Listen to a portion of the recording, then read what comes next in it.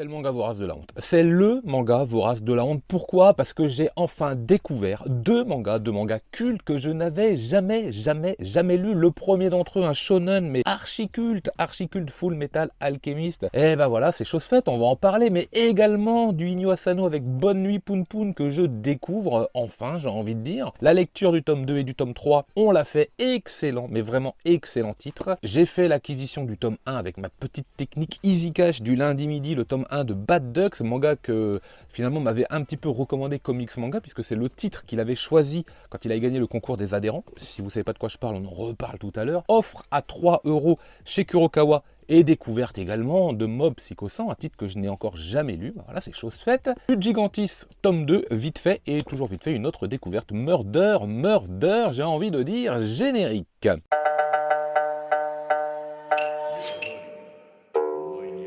Alors on va démarrer par les choses qui fâchent, forcément la lecture, la découverte enfin du tome 1 de Full Metal Alchemist par Hiromu Arakawa. Bien sûr, c'est édité chez Kurokawa, tout comme une autre de ses œuvres, Silver Spoon, la cuillère d'argent, manga que j'avais récupéré.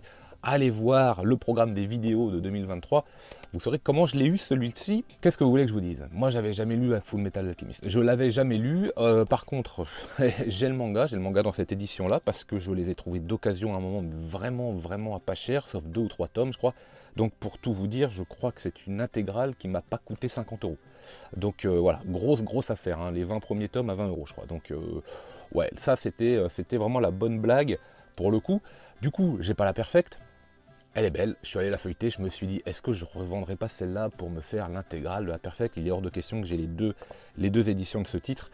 Puis je me suis dit, non, c'est pas la peine, tu les lis, si ça se trouve tu vas pas aimer, donc je vois pas l'intérêt d'avoir une Perfect que tu vas pas aimer. Bon, allez, on démarre, on attaque. Est-ce que je vais vous résumer Full Metal Alchemist? Non. Mais non, vous connaissez. Qui n'a pas lu FMA? Là, vous êtes en train de regarder, vous êtes derrière la caméra, vous là, qui n'a pas lu FMA? Vous mettez moi en commentaire ou pas moi en commentaire, vous allez voir, les pas moi vont s'aligner. Allez, je compte sur vous. Bon, donc je vais pas vous le résumer. En revanche, j'ai trouvé ça génial. J'ai trouvé ça génial, en fait, je comprends pas en fait pourquoi je l'avais pas lu. Bon bref, des fois on est un peu bête, et puis on peut être bête longtemps, hein. On peut être un peu mais longtemps, donc c'est pas gagné. Quelque chose en revanche me fait toujours tiquer, c'est le dessin. Je suis pas du tout fan, mais pas du tout fan de ce genre de personnage, de ce genre de traits au niveau des visages, j'ai du mal. Mais l'ambiance générale, l'intelligence du titre m'a fait passer outre, et je dois dire qu'il y a des mangas qui sont nettement moins bien dessinés que j'apprécie tout autant. Donc à un moment, on s'affranchit un peu du style, mais vraiment, c'est pas ce que je préfère. C'est-à-dire des visages assez simples et un manque de décor parfois assez évident. Bon, on est sur un shonen, ça doit être publié rapidement, hein, on connaît, on sait aussi pourquoi des fois on n'a pas forcément le temps, mais même là, pour un premier tome, des fois je l'ai trouvé un petit peu vide. Par contre, il n'y a rien à dire au niveau du scénario, on est plongé directement dans une espèce d'intrigue comme ça, avec la fameuse alchimie, et puis nos deux personnages très mystérieux. Puis, voilà, ils ont quand même fait une grosse boulette, j'ai envie de dire. Vous savez, on apprend rapidement. D'ailleurs, c'est plutôt marrant, Full Metal Alchemist, parce qu'effectivement, au début, il y a un petit confusion des genres sur qui est qui là-dedans, quoi. Et ça, c'est assez drôle. Bon, on est vite tenu au courant de qui est qui, mais j'ai trouvé ça malin, et je me suis fait avoir, moi d'ailleurs, hein. Je me suis fait avoir le temps d'un chapitre, hein. Et voilà, c'était vraiment la grosse régalade. Donc on va alors ça se lit bien, ça se lit vite. Du coup, je pense que je vais enchaîner les tomes très rapidement sur des petits moments comme ça où j'ai une demi-heure, histoire de vous en parler, allez, à la moitié, puis à la fin. On se donne rendez-vous à la fin du titre, comme beaucoup d'autres séries d'ailleurs en cours, mais on verra tout ça cet été. Mais oui, vous inquiétez pas. Allez, suivre. On va enchaîner, on va faire une petite comparaison. C'est pas souvent, mais je change un petit peu la formule de temps en temps, histoire d'innover un petit peu. Comparaison de Murder et Gigantis. Ça n'a rien à voir, mais ce sont deux mangas extrêmement vifs dans l'action. Ça déménage, c'est très popcorn. Donc voilà, on va faire un petit peu la comparaison. Ici, on a un tome 2, ici, on a un tome 1. Celui-ci, c'est une série courte, celui-ci, pas du tout. On va en discuter un petit peu. Le premier, Gigantis. Donc on est chez Crunchyroll, c'est le tome 2. Et d'emblée, quand vous voyez la cover, ça vous fait penser à du Terraform Mars. Moi, clairement, il y a un style Terraform Mars. Évidemment, Gigantis, ça va nous parler de la possibilité de se transformer en être gigantesque, parce qu'il va falloir faire face à des créatures qui sont tout aussi gigantesques, des sortes de kaiju. Donc là, forcément, ça fait référence aussi à Kaiju Number 8, ça fait référence à Jagan, ça fait référence un peu à Gantz, ça fait forcément, avec l'aspect titanesque comme ça, référence à l'attaque des titans. Donc beaucoup de références pour un titre qui arrive quand même à tirer son épingle du jeu dans son originalité. dans le fond et dans la forme, plus dans la forme, c'est bien dessiné, on a des beaux plans bien modernes, dans le fond on a quand même pas mal de choses que l'on connaît déjà, c'est pas que ça manque de saveur, c'est pas que ça manque d'originalité, mais c'est quand même un peu déjà vu, ça le fait bien, mais c'est déjà vu. Et du coup, bon, voilà, moi je suis un peu déçu de ne lire qu'un seul tome. Je pense que c'est une lecture dont on apprécierait plus la lecture de 3, 4, 5 tomes d'un coup, histoire d'avoir vraiment une vision globale des auteurs, voir si ça vaut vraiment la lecture, ça tire vraiment son épingle du jeu ou pas. Là, il y a trop de références, il y a trop de clins d'œil, il y a trop de choses que l'on connaît déjà. Et ça ne suffit pas, il va falloir aller ailleurs, d'autant que ce tome-là manque un petit peu d'action, même si ça devient très what the fuck, très n'importe quoi à un moment là dans l'aéroport, mais c'est complètement pété. Affaire à suivre, moi j'aime bien parce que voilà, on passe un bon moment et que quand j'ai lu ce manga, c'était pour le lire vite, c'était pour le lire sans prise de tête, et bah du coup ça fait le travail. Voilà, c'est toujours pareil, il faut savoir à quel moment vous allez lire un titre et pourquoi vous le lisez, dans quelle catégorie il se trouve, si vous savez que c'est le moment ou pas de le lire, parce que sinon des fois on passe complètement à côté. Là, très léger, c'est très popcorn, ça marche. Et justement, celui-ci marche tout autant. Au niveau du trait, c'est dynamique, c'est pareil, c'est furieux. Là, c'est clair, on a une espèce de Kill Bill démoniaque couplé avec du what the fuck, avec une espèce de jeu du cirque gladiateur, mais dans le milieu de la prison. D'ailleurs, un petit côté Deadman Wonderland, avec un souci de vengeance. Et puis alors, cette héroïne-là, cette héroïne, je le mets entre guillemets, parce que c'est rien d'une héroïne, elle est un peu pétée quand même, qui est prête à accepter tout et n'importe quoi, sachant que à la fin, comme elle le dit, c'est elle la plus forte. Et méfiez-vous, ça va trancher chérie. Là, on est sur une série en 3 volumes. Je pense que ça va être vite expédié parce que le scénario, honnêtement, je le vois venir des kilomètres à la ronde. Il y a une espèce de vengeance. Elle se retrouve dans le milieu carcéral, dans cette prison où vous avez évidemment des tournois, et puis un jeu d'enchères, un jeu politique qui se passe, et puis on parie un petit peu sur le gagnant des matchs. Ça éclabousse de partout au niveau hémoglobine, bon, ça dépote. Celle-ci, elle a l'air complètement pétée, complètement déjantée. Elle est là dans un but précis, réaliser une vengeance. Ma main coupée que dans le scénario, finalement, on verra qu'il y a eu de la manipulation. C'est en 3 tomes, donc c'est clair que ça va être vite expédié. Mais c'est très popcorn aussi. On est dans le même style graphique que Gigantis, hein, clairement. C'est pour ça que je me permets un petit peu la comparaison. Et ça fait plutôt bien le travail, même si c'est pour public averti. Et même si je pense que le final ne sera pas forcément mémorable. Ceci dit, bon petit moment de lecture également, là aussi si vous le lisez quand il faut. On enchaîne maintenant avec Bonne Nuit Poun Poun de Inyo Asano. J'ai un petit peu craqué, j'ai pris le tome 1 alors que c'était pas du tout au programme. J'avoue, je sais pas pourquoi, parce que l'arrivage manga de la semaine dernière n'était pas arrivé chez mon libraire et que je me suis retrouvé à faire le déplacement pour rien. Donc je me suis retrouvé avec le budget pas dépensé, je crois que j'ai la fièvre acheteuse, je crois que j'ai craqué, je me suis dit il m'en faut un autre. Et du coup j'ai pris Bonne Nuit Poun Poun d'Inyo Asano puisque il est culte. Et comme je venais de faire la lecture déjà d'un titre que j'avais depuis longtemps, qui a une renommée incroyable, hein, comme FMA, je m'étais dit, bon, il va peut-être falloir aussi lire un autre titre culte que tu n'as jamais lu, et du coup, mes yeux se sont attardés. Puis, il faut dire que c'est attrape-l'œil, hein. L'enchaînement des couleurs comme ça sur le dos de ce manga, jaune, blanc, rouge, enfin bref, c'est vraiment attrape-l'œil, une fois qu'on les voit, on voit plus que. Donc ça c'est malin. Et puis alors Bonne Nuit Poun Poun, mais c'est magnifique, mais c'est génial. Déjà le style d'Inyo Asano, réaliste comme ça, vous avez, moi j'adore cet univers graphique, cette architecture urbaine là du Japon, avec ses maisons, ses rues, évidemment le côté scolaire, mais quand on est dans les rues, vous avez les petites maisons, les petits murets comme ça, et puis les croisements, les fils électriques, il y en a partout, on a l'impression d'être dans Serial Experimental Lane, les personnages sont hyper bien dessinés, moi j'ai l'impression de les voir bouger, j'ai vraiment l'impression de lire un animé pour le coup, alors en noir et blanc, mais ça fonctionne, c'est beau, c'est magnifique, et puis ça contraste avec notre personnage complètement naïf, c'est Candide en fait.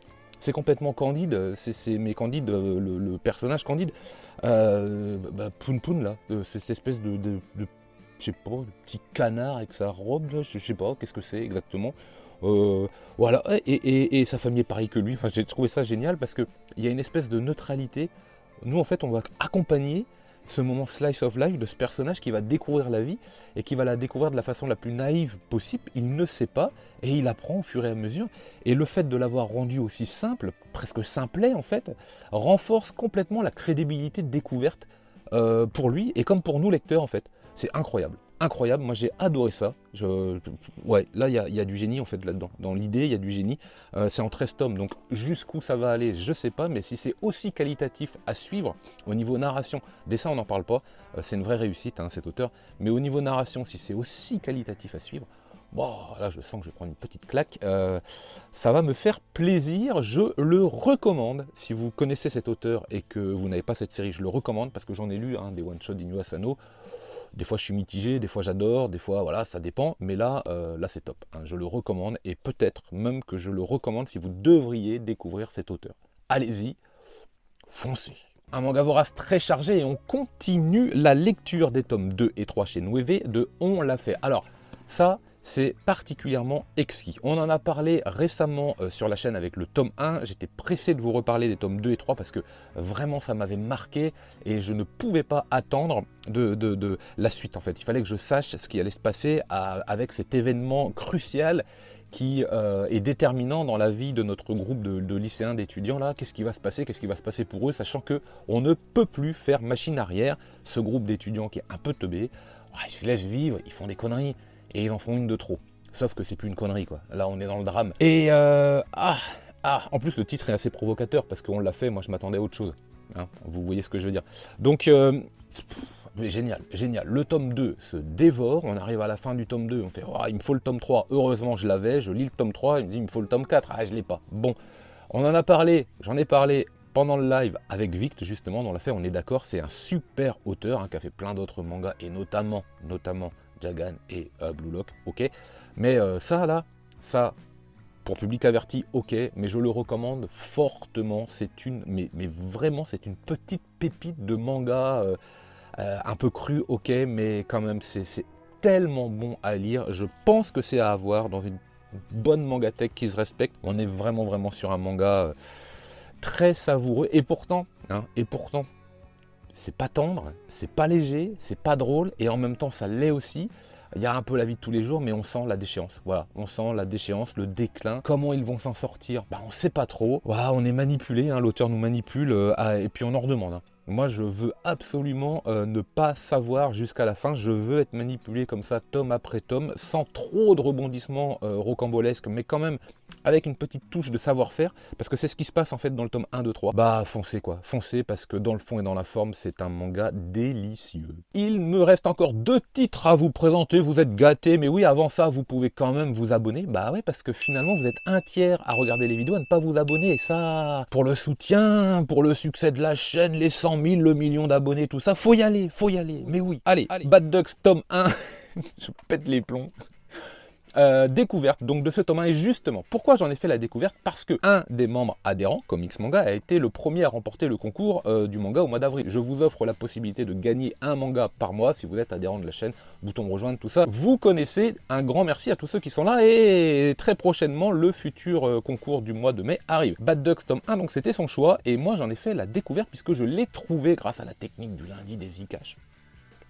Quand j'avais posté le manga, je m'étais rendu compte ici que le 1 était décalé. Je me suis dit, mince, mais il y a une erreur d'impression. J'étais retourné à la librairie et tout. Et en fait, ils sont tous comme ça. Donc, soit il y a une erreur générale sur tous les mangas que j'ai vus, soit c'est comme ça. Bad Ducks, c'est une espèce de manga un peu d'anticipation, parce qu'on va être dans une société futuriste, réaliste quand même, mais avec des choses qui ont quand même été un petit peu modifiées. Les humains sont un petit peu trafiqués, puis il y a un quartier, évidemment, on va être dans le milieu de la pègre, un milieu un peu sombre. Vous allez avoir notre héros, notre personnage principal, qui se retrouve à devoir payer la dette de ses parents, alors que ses parents se sont suicidés, et il doit se retrouver à payer la dette bien des années plus tard, une dette évidemment colossale, mais colossale, et pour faire ça, il est obligé de se sacrifier, d'abandonner sa famille, ou sa future potentielle famille en tout cas, et de devoir vendre des organes. Du coup, il est un peu modifié comme ça, ce qui fait que lui n'a plus du tout aucune identité civique, et en plus il est reconnaissable, puisque voilà, il y a des stigmates en plus de l'opération sur lui, ce qui fait que ça devient une sorte de paria, et en fait il s'est fait avoir parce que voilà, il se rend compte qu'il est pris au piège, mais une certaine rencontre va faire qu'il décide de s'émanciper de tout ça, de s'évader en cavale, et hasta la vista baby. Sauf que voilà, pour partir en cavale et pour pouvoir vivre, il faut un peu de thunes, donc ils élaborent un truc, ok, un casse pour récupérer de l'argent, et ça se passe pas comme prévu. Je vous en dis pas plus. Le manga est très rythmé, avec pas mal d'humour, le personnage est assez âgé. hein, pas mal âgé même, ce qui est assez surprenant, ce qui fait qu'il a des réflexions et des attitudes. Je dis mais non mais ça je vais pas y arriver, ça, c'est trop dangereux. Enfin c'est pas mal parce que il y a des inquiétudes et il y a des doutes qui appartiennent à quelqu'un de son âge et ça change un petit peu. Ça change un petit peu. Le dessin je l'ai trouvé exquis, nickel. Vraiment un trait comme ça, j'aime bien les personnages. Le fond, il y en a beaucoup aussi de décors, c'est plutôt sympathique, on ressent bien l'ambiance un peu comme ça, futuriste, cette ambiance un peu d'anticipation dans la même société que la nôtre, mais vue différemment, un peu plus sale, un peu plus crade. On sent les deux versants, le côté de la société plus propre, où on va des fois croiser quelques personnages comme ça qui n'ont rien à se reprocher et qui sont là à se balader, et puis on sent le versant plus dark, plus noir, où ça rigole beaucoup moins. On sent tous les enjeux politiques de façon très simple. Il y a pas mal de choses qui se mettent en place au niveau du scénario, d'autant que c'est pas un manga qui sera très long, je crois. Peut-être 4 tomes, non, je sais plus trop. Mais on sent tous les enjeux, mais simplement. Et chaque personnage arrive à bien définir ce qui va se passer. Il n'y a pas un gros micmac, vous savez, des fois il y a plein de personnages qui débarquent avec des enjeux, des traîtrises, des croisements comme ça. Mais alors on est là en train de pagayer, on ne comprend plus rien. Et là non, là c'est assez simple. C'est plutôt bien fait, les pièces du puzzle s'imbriquent bien les unes aux autres et on sent où on va aller, on sent un petit peu ce qui va se passer. Comment ça? Bah on ne sait pas, mais on n'est pas dupé en fait par le manga et les auteurs nous amènent avec surprise quand même, évidemment ils ne spoilent pas trop ce qui se passe, c'est pas non plus léger, c'est pas non plus limpide comme ça, mais c'est bien maîtrisé. Et c'est cohérent, voilà. Donc un titre que je recommande, moi j'ai passé un très bon moment de lecture, je l'ai trouvé d'occasion donc je l'ai pris, et du coup je vais continuer. Tout est dit. Et on va conclure avec le tome 1 à 3 €, édition Kurokawa de Mob Psycho 100. Alors pourquoi j'en fais la découverte? Bah vous le savez, parce que c'est l'auteur de One Punch Man, en tout cas le scénariste de One Punch Man, parce que vous savez qui est le dessinateur. J'ai toujours été un peu dubitatif sur cette série.